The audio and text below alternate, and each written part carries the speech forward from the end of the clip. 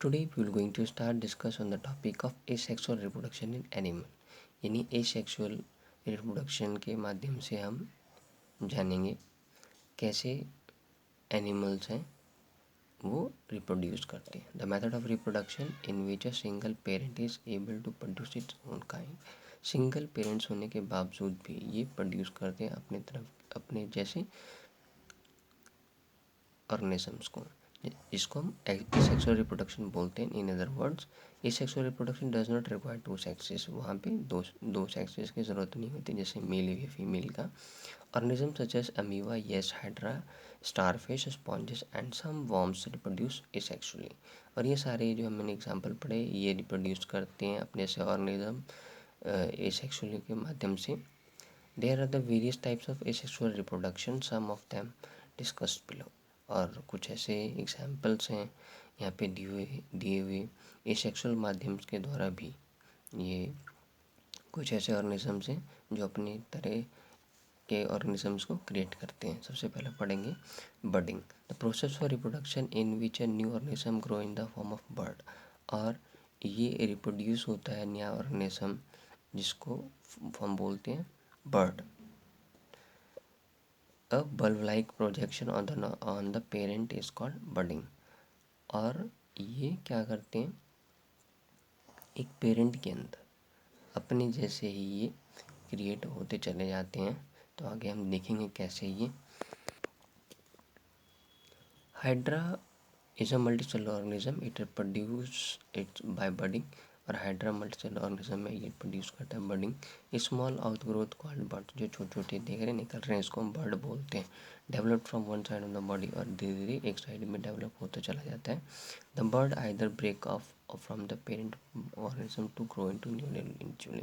हो सकता है टूट भी जाएगा या फिर ये और भी रिप्रोड्यूस होता चला जाएगा into a new individual or remain is attached to the parent and grow more birds. और एक से ज़्यादा भी ग्रो हो सकते हैं इसके अंदर. देखें यहाँ पे क्या हुआ, ये स्टार्टिंग में छोटा है पेरेंट हाइड्रा आई, उसके बाद इसमें बर्ड हुए, फिर ये धीरे और भी ग्रो हुआ. ग्रो होने का फिर ये अटैच था, ये अलग हो गया है ना. इसको हम बोलते हैं reproduction in the hydra by बर्डिंग.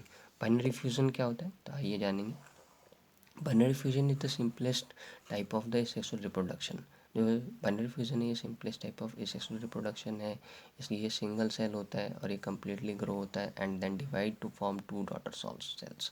तभी डॉटर टू पार्ट्स में डिवाइड हो जाते हैं जिसको डॉटर सेल्स बोलते हैं.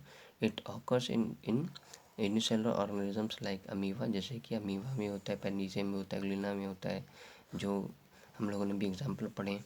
और ये देखिए सबसे पहले आपका पेरेंट सेल है, इसके अंदर न्यूक्लियस दो पार्ट में डिवाइड हो गया, साइटोप्लाज्म डिवाइड हो गया, फिर ये दो पार्ट्स में डिवाइड हो गया टू डॉटर सेल्स, जिसको हम बोलते हैं ये आपका बाइनरी फ्यूजन का था. आइए हम देखेंगे अब नेक्स्ट क्लोनिंग के बारे में.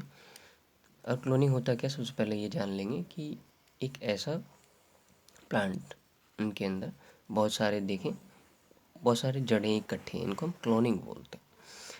This method involves producing exact copy of a cell and any other living part or complete organism. Cloning was successful done for the first time at the Ross Institute in Edinburgh, Scotland on 5th July 1996 by Ian Bilmot and his colleagues.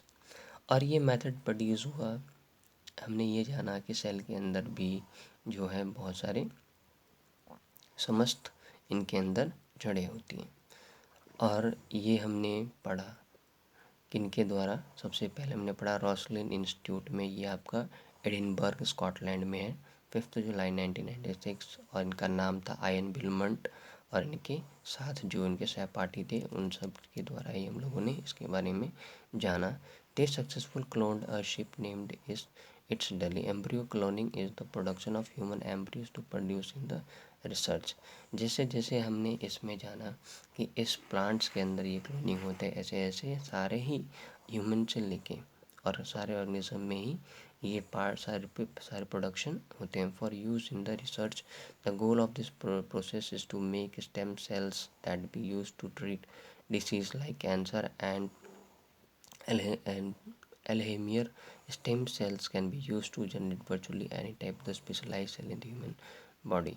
और इसी तरह से जैसे ये steam sales जो हैं एक plants के लिए हेल्पफुल है पूरे बॉडी में, ऐसे ही जो ह्यूमन के अंदर भी ऐसे सेल्स होते हैं जो भी रिप्रोड्यूस के लिए हेल्पफुल होते हैं। किन के लिए? ह्यूमन के लिए। However there is a lot of moral और concern with in the general public regarding the cloning process. और भी बहुत सारे प्लांट्स के अंदर आप देखेंगे बहुत सारे आपको क्लोनिंग पार्ट्स देखने को मिलेंगे। जैसे कि अब इन प्लांट्स के अंदर देखें ये क्लोनिंग पार्ट है, इनमें भी बहुत सारे इनकी जड़ें हैं। Thank you, thanks lot. We will meet again in next topic with next video.